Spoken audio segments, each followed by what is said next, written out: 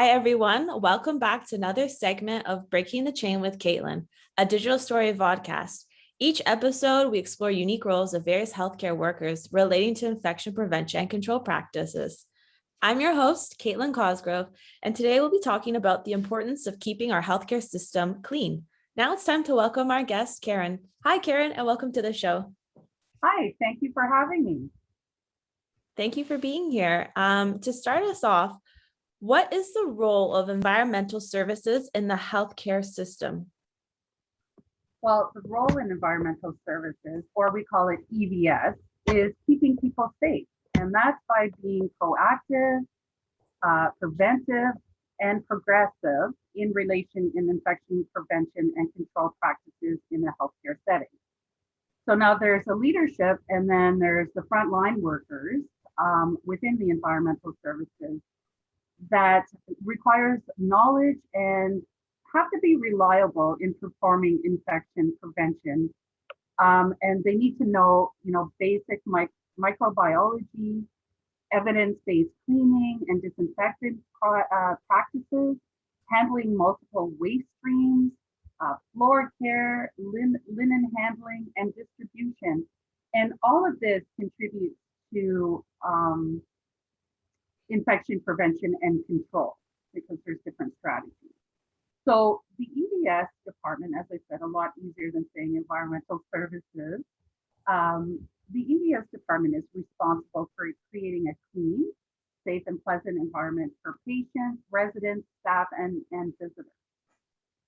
So contamination in the healthcare environment plays a significant role in the transmission of some pathogens that cause healthcare-associated infections. So HAIs, as known. So those are the infectious diseases typically acquired in healthcare facilities, as you know. So it's important breaking the chain of these infections in healthcare settings. This begins in the EVS department with a commitment from the management team and the frontline EVS workers, as I mentioned. So cleaning and disinfection of physical environment in the hospital and healthcare settings reduce the number of microorganisms that may be potentially transmitted to other individuals. So to mention some of the roles and responsibilities of the environmental service management team are, we have to conduct proactive risk assessment methods. So that determines, the potential risks and find preventative and other safety protocols to avoid and control them. We need to actively participate in multidisciplinary team meetings to collaborate infection control progress, strategies, and outcomes. It's very important to involve other multidisciplinary teams as well. Implement innovative and progressive best practices of cleaning and disinfection, because healthcare surfaces remain the same, but then of course these infections increase and they're resistant to certain antibiotics or any kind of protocols. So it's very important that we keep innovation and progressive strategies towards infection control and prevention. So thanks to innovation, EVS are helping facilities reduce the HAI. Now, talking about the environmental service workers, they have many roles in relation to infection prevention and control practices in the healthcare system. So they maintain the overall cleanliness and sanitation that plays a critical role in safety in a healthcare setting. So these EVS support workers, these EVS workers, they support patient and resident care by performing a variety of duties. So this helps, the clinical care team be able to do their job in an infection control environment. They have shared responsibilities by working with their colleagues by following specific guidelines for cleaning and disinfecting to ensure pathogens are inactive and remove the threat of the HAI. from spreading to, again, our patients, residents, visitors, and other staff members. Everybody is important. We got to keep them safe. So although cleaning and disinfecting surfaces are their primary responsibility, EDS staff also do so many other things that can help with the infection and control practices as well. So they transport clean linen for the clinical staff to care for the patients and the residents. And then they remove the contaminated soil linen from the care areas.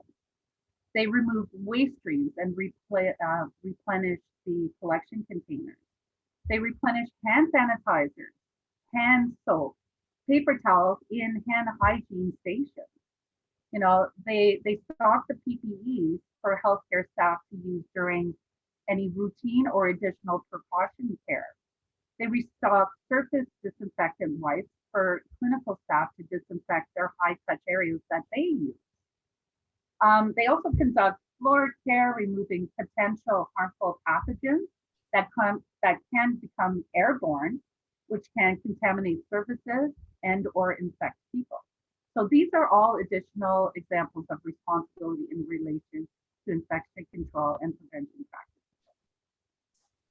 Wow, there's so many different components of this role. Like the one thing that really stood out to me was the risk assessment component. Do you think you could give me an example of something you would look for when you're performing an assessment to mitigate any potential risks? That's a great question. I mean, there are many risks in a healthcare setting. And it could be a simple thing as seeing a hand sanitizing station that is empty.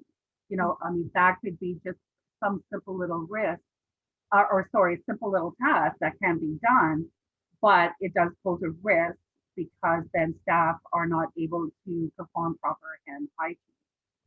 It can be that staff members are not following proper cleaning protocols. So we do have sort of these audit systems that we can check to see if all of the high priority areas are clean, like the high touch area cleaning. So we have this little glow germ that we can place on the high touch areas. And once the housekeeping staff has performed their cleaning, we can double check to see if those areas were touched just using a UV light. So that way we can see if those areas have been cleaned. And, you know, again, this is for training purposes. Sometimes staff may go quickly throughout their routine because maybe there's some added things that occur, like spills in the hallway that they need to pick up, or they need to bring more linens to the care team because there was an excess of linen usage. So these EDS staff members always kind of get taken away from their primary responsibility, so therefore may shorten on other responsibilities. So it's important that when we identify that these areas may not be clean, then it's just a matter of looking at their time activity and maybe do some retraining. So there's, you know, I mean, again, like I said, there's tons of different risks in the hospitals, but it's very important to identify those risks and then find the best solution to control or prevent them. Wow, thanks for sharing. I like what you said about looking to see if high priority areas are clean. So I guess this leads to the next question, because a lot of students are usually unsure about what's the difference between cleaning and disinfecting. Most definitely. Okay, so environmental cleaning and disinfecting, as I mentioned, are the fundamental principles of infection prevention in a healthcare setting. So cleaning involves removing physical, visible soils from a surface. So that can include, you know, dust or, even bodily fluids. It can even include even things that we can't see, like the oils from our skin, you know, when we touch things. Well, again, we want to remove visible soil as well too. So cleaning involves a mechanical action of removing that visible soil. And oftentimes in the industry, we call it hotel clean. So hotel clean is a cleanliness based on visual appearance.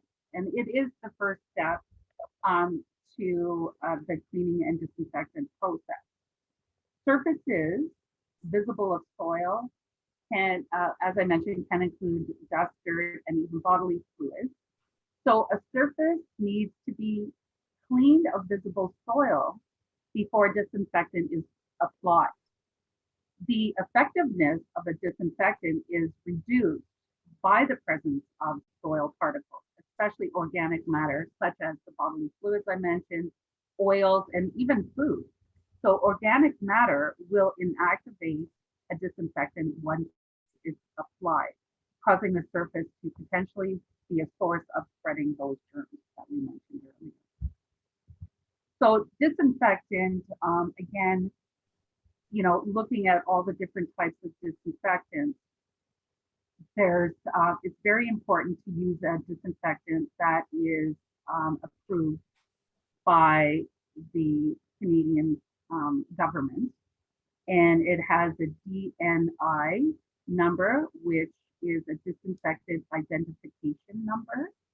As I mentioned, cleaning involves a hotel clean. So when we incorporate a disinfectant in the cleaning process, we call that a healthcare clean.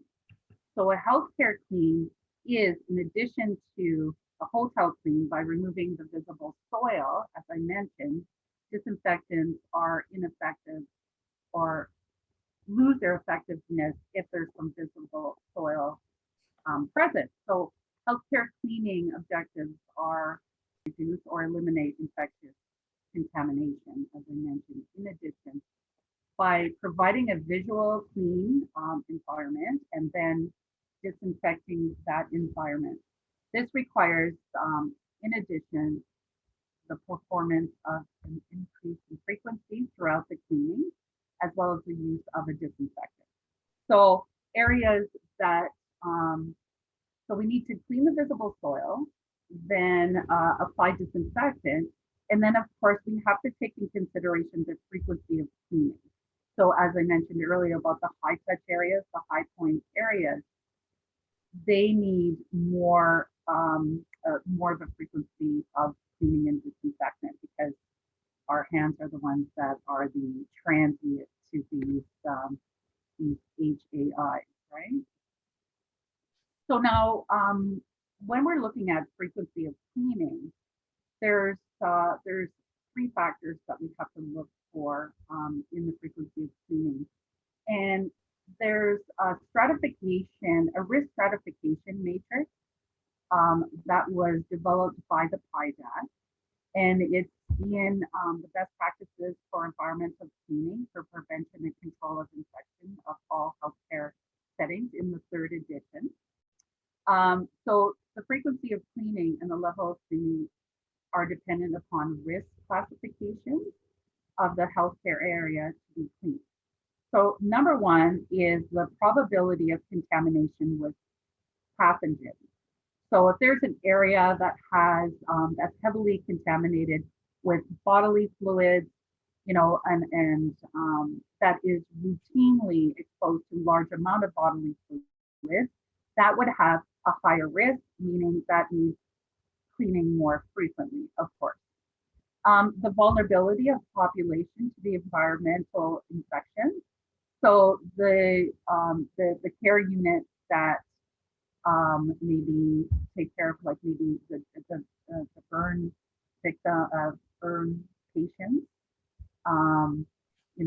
younger patients or the elderly patients are more vulnerable, or maybe some of the patients that lack of the immunity would be considered a vulnerable population. Therefore, cleaning and disinfectant would be, again, more frequent.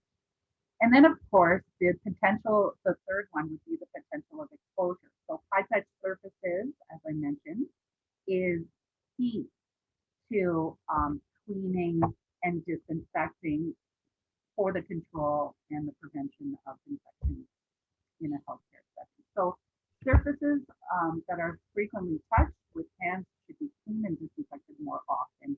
hands down. Right? Wow. So yeah, that clarifies so much. Thank you. That I didn't even know myself that first you have to clean the visible soil and then you apply the disinfectant, because those organic materials, such as something like the oil on your hands that you don't realize, will impact the ability for you to disinfect. And then also, I really thought it was interesting when you said, also taking into consideration of frequency, looking at your population. And if your population is more vulnerable, such as you mentioned, like age is a factor.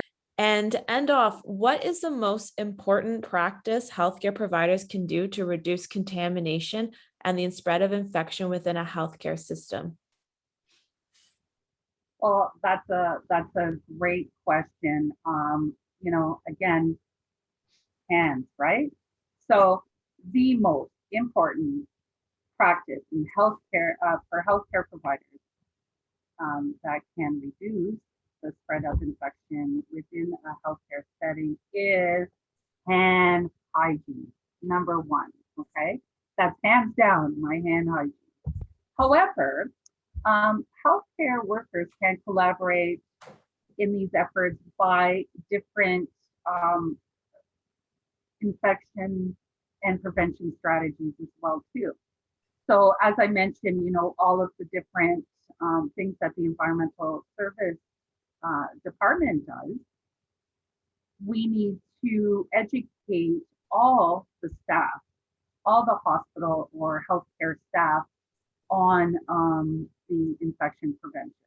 So things like focusing on frequently disinfecting high-touch areas. One of the things I notice is don't assume that somebody else didn't touch that area. So if you were using that keyboard or that telephone, and then, or maybe the blood pressure cuff, don't assume that was just you that touched it. So anything that is a high touch area should be disinfected right away. So as I mentioned, our environmental services department will provide those disinfectant wipes that you can use for those high touch areas.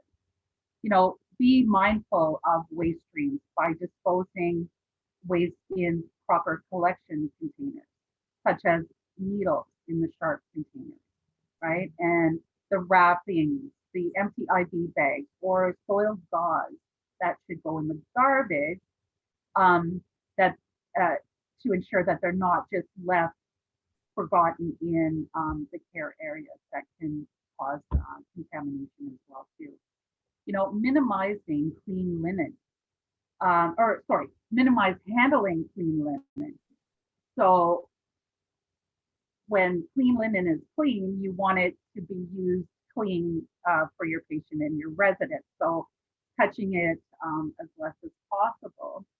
And then, of course, minimize the handling and avoid the agitation of soiled linen, because it's airborne or droplet or whatever other precautions that is. So it is important for healthcare settings to establish an interprofessional approach to reduce contamination and the spread of infection within a healthcare setting to keep people safe.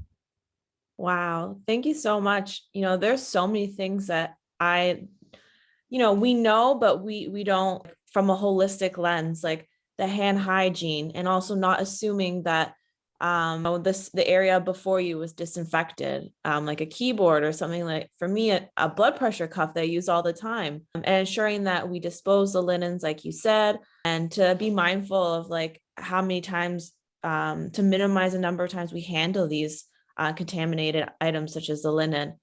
And I just really love the fact that you touched on so many parts of making sure your area is safe, and like to really know what the difference is, for example, between cleaning and disinfecting. It's important to know, because if you don't know about cleaning, then the disinfecting part's not going to work. So thank you so much for sharing all those amazing points. So we've reached the end of this episode of Breaking the Chain with Caitlin. Thank you to our guest, Karen, for sharing your experiences. And thank you to the listeners for tuning in. Until next time. Thank you for having me.